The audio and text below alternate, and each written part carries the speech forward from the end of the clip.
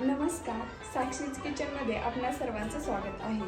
आता आंब्याचं सीझन चालू तर माझ्या पहिल्या किचनच्या रेसिपीला आंबरस पुरीने सुरुवात करूया. चला तर